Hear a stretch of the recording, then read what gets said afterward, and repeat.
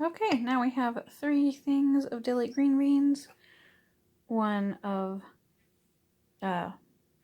spicy pickles, and now we are ready to make the brine. One of the things you're going to have to do a lot is this says this is going to make 6 pints. Well, I have 3 and a dilly bob pint. This is going to take much less brine as it has less holes around it. It's more solid. So I would need to make about 3 pints worth. So I'm going to have to take this and do all of this, but divide it by half. This happens a lot because they're expecting that you have these items in bulk, whereas I don't bulk buy from farmers markets and things typically. I usually just whatever my garden produces and can it every week. So I don't usually have 6 pints of green beans to can. So that's one of the reasons why I decided to do this, because it's easier to divide it in half, and also we haven't had this kind yet, and they all process the same time, so that'll make it go faster than having to do a separate thing. Alright, so now I will make my brine. Pretty much the absolute universal thing I have found with pickling brines is that you're always going to use a vinegar, 5% or more, 5% acid or more, and water ratio where the vinegar is always going to be more than half of whatever the water is. This particular one is about it says 5 cups vinegar to 2 cups water. So a little more than half, like 1.5 times vinegar to water ratio for this one.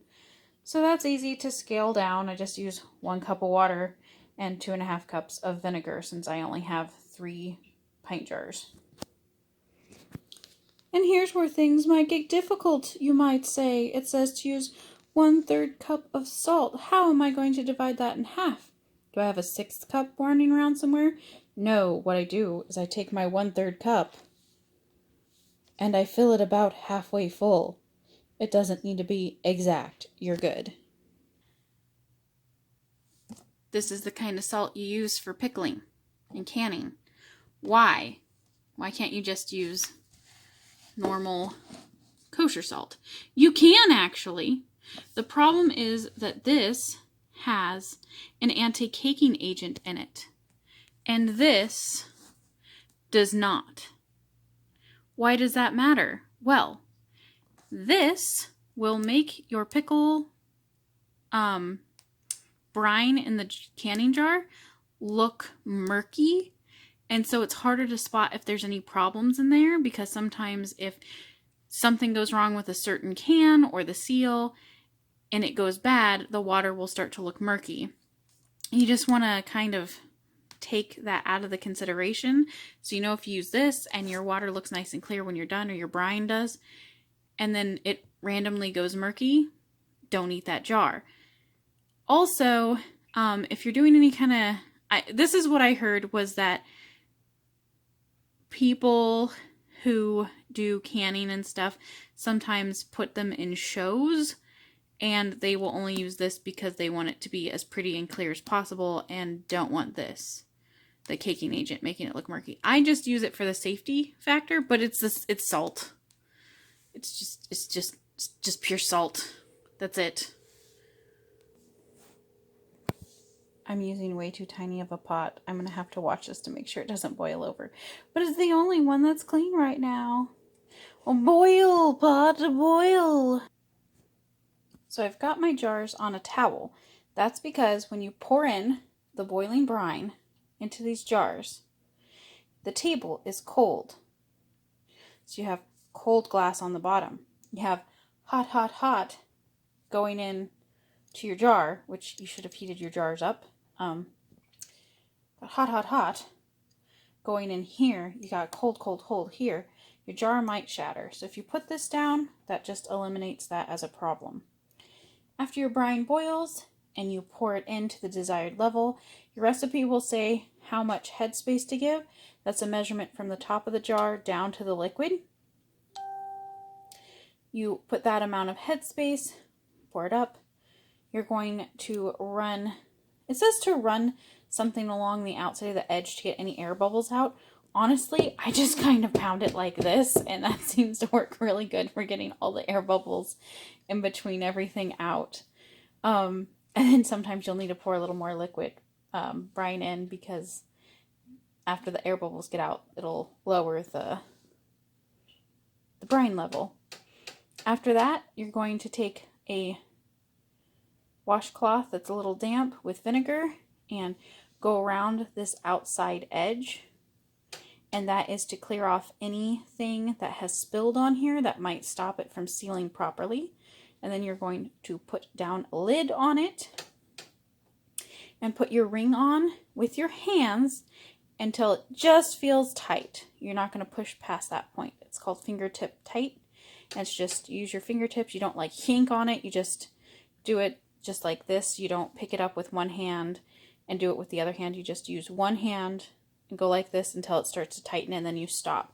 And that allows all of the air to vent out and basically creates a vacuum inside your can. So, we are on the heating our brine stage.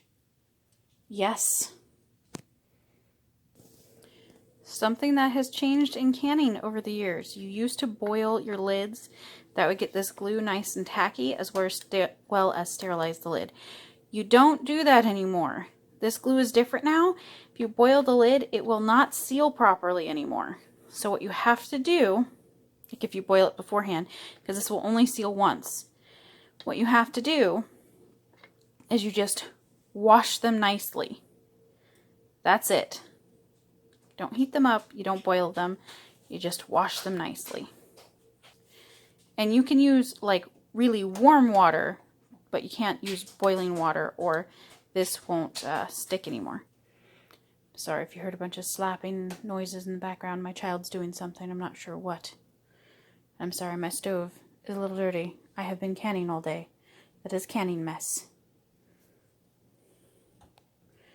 You know, I'm not going for the like Instagram perfect, everything is great. I'm like, canning is messy. Things get messy. Children make noises in the background. That's just life. That is life. I'm not about to yell at them for being a kid in the background of my videos.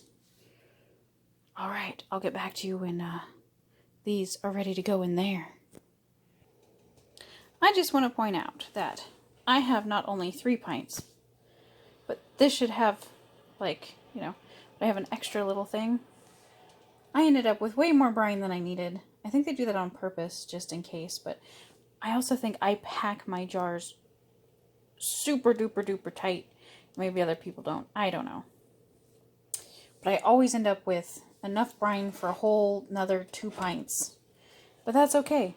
It's just vinegar and water. It's super cheap. A giant gallon of vinegar is like $3. So, it's alright. Some really hardcore people I know who are into saving every single tiny penny, they will take this and they will store their brine for the next time they pickle, because I usually pickle once a week because that's how many times my garden during this time produces. So we are coming to the end of our green bean and cucumber season. Those are probably the last cucumbers we're going to get. We'll get a couple, maybe 1 or 2 more harvests of green beans, so I could save that. But I'm not going to. I don't have the room in my fridge for just random jars of brine. Okay, my jars of pickles are now ready to descend into the pot. You want the water in your pot to be at least 1 inch to 2 inches higher than the top of your lid. This pot accomplishes that. Then you're going to put the lid on your pot and you're going to get it to a rolling boil. Do not start your processing time until this is at a rolling boil. This is not when processing time starts, not when it gets lowered. It starts when this is going in an active boil. And this giant pot won't really do that unless the lid is on it. So you put the lid on it, trust me, you'll know. Start making a sound, steam comes out, you'll know.